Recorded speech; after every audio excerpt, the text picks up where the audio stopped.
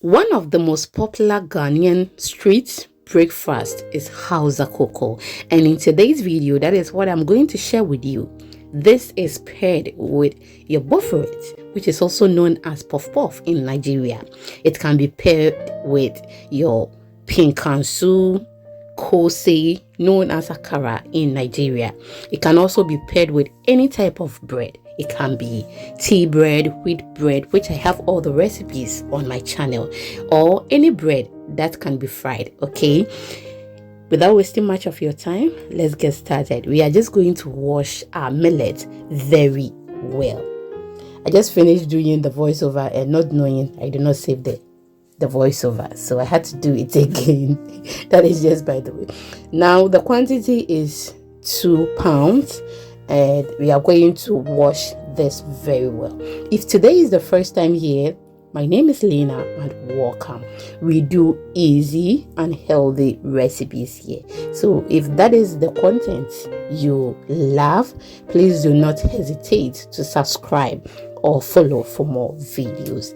It is totally free. To my returning ones, thank you so much for always watching my videos. I don't take it for granted. I am very, very grateful.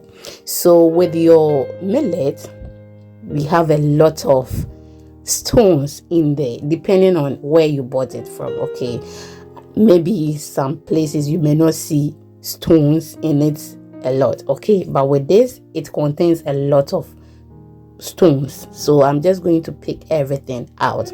What you are seeing, I'm just going to discard that because it has that insert we usually see in our beans, so it means they are not good and we have to discard that. Now after I'm done with everything, this is how it looks. I'll just go ahead and then remove all the stones from it. So the way you are seeing, I'm just going to wash it that way. Okay, when you pick it this way, you will see the stones in it, but behind camera I just go through in my palm and I do not see anything. When I do not see anything like that, I just add it to what I have there. Okay, so that was what I was doing. Now you can see the stones, those brown and then black things are the stones. They are a lot, and now we are just going to take everything out. If you get to this point and you want to discard it, you can go ahead, but me, I will pick everything one by one. That's just by the way. So if you bring it to the tip of your fingers, you will see the stones, and if you wash it in the water small, the stones, some of them may drop and you may get the millet, and then you add it to the good ones. Okay, but as I said earlier, if you get to this point and you want to discard it, you can, but I just want to get everything because millet is expensive and I don't want to waste anything. So let's continue till we are done washing everything. Please do not forget to follow me on all social media platforms at Exhibiting Mommy's Recipes, and for short videos we are on Facebook, YouTube Shorts, Instagram and TikTok. We share detailed recipes there as well. Thank you so much. You see, they are all good, so I will add it to it, and then when we are done, this is what we got. Now we are going to soak this overnight so that it will be very easy for us to blend. And as you can see, they look a bit soft but not very soft. So we are going to add our spices, and the spices you are seeing on the screen are what I'm going to add to this.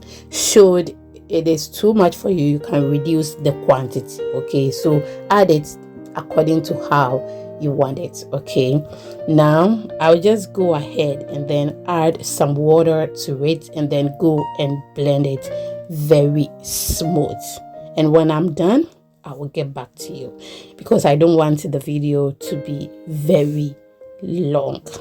Thank you so much. So After adding enough water, we are done blending everything, and this is how it looks. We will just go ahead and then strain it. I realized that my cheesecloth wasn't good, so I had to pour it and then redo it. Now I will strain it very well like this, but I'm not going to strain everything for you to see, because again, I don't want the video to be very long. Now we are done straining everything, and this is how it looks. We are just going to cover it overnight, and the next day I will be with you. Thank you once again. Have you liked the video? Have you shared? Please do so for me if you haven't, and I'll be very grateful to see your comments in the comment section so that I can learn from you as well. So let me know how you make your hausa koko. Now we are going to pour the water on top and then attend to the food or the millet itself that has settled. Okay, yes. So after pouring everything, this is the food we are having. I am just going to pour some in my container or in my bowl, and then we can continue with preparation. Okay, yes. So I have poured it, and this is how it looks. I'm not going to add any water to it. So when preparing your hausa koko, if you want it thick, you can go ahead and make it very thick. We are not going to make it very thick, and I'll tell you why. Now this is what the water is looking, or how it is looking. Okay, it has boiled very well, and at this moment, please remember, you turn off the heat or the fire. Please do not add it to it whilst there is fire under your pot. Okay, now I'll add it to it bit by bit and be stirring. You have to stir it so that it will not be lumpy. There was a day I was preparing it and I forgot myself. I did not turn off the heat, and oh my goodness, I had to discard everything. Now when you add it to it bit by bit, you stir just like how you are seeing on the screen. So we don't drink evaporated milk in this house. We take only plant-based, and when you add milk to your cocoa, it becomes a bit loose, and since we are not going to add milk to it, I don't have to prepare it very thick. Okay, and when it is light like this and it becomes very cold, it will become thicker than that. That is why it looks like that. Okay, so you can pair this with all the ingredients or all the snacks you saw earlier, and you are good to go. Add your peanuts and the milk to it, and it is so good. Thank you so much for watching, and see you in the next one. Take good care of yourself. Bye.